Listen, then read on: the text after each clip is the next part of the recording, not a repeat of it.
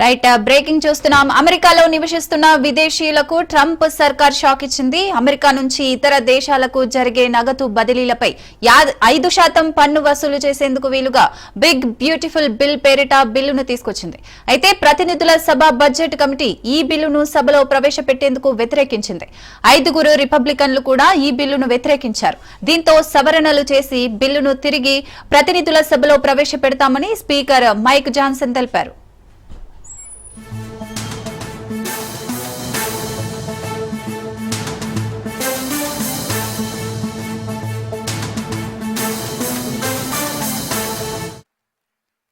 ఒకవేళ బిల్లు ఆమోదం పొందితే అమెరికాలో సంపాదించిన డబ్బును వేరే దేశాల్లో ఉన్న తమ వారికి పంపే విదేశీయులు పన్నుల భారంలో భారీగా చెల్లించాల్సి ఉంటుంది.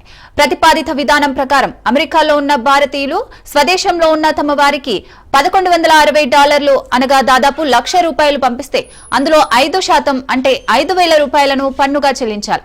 ఈ పన్నును నగదు బదిలీ సేవలను అందించే వెస్టర్న్ యూనియన్, మనీగ్రామ్ లేదా అమెరికా ప్రభుత్వ గుర్తింపు పొందిన బ్యాంకులు వసూలు చేస్తాయి.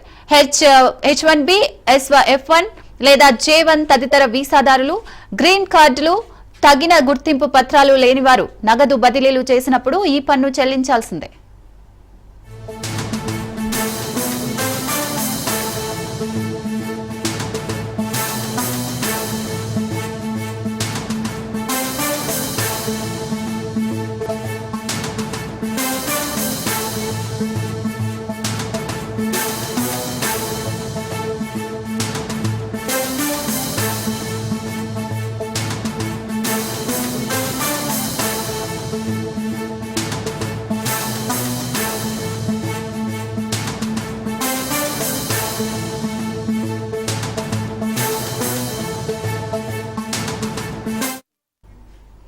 అమెరికాలో నివసిస్తున్న విదేశీయులకు ట్రంప్ సర్కార్ షాక్ ఇచ్చింది.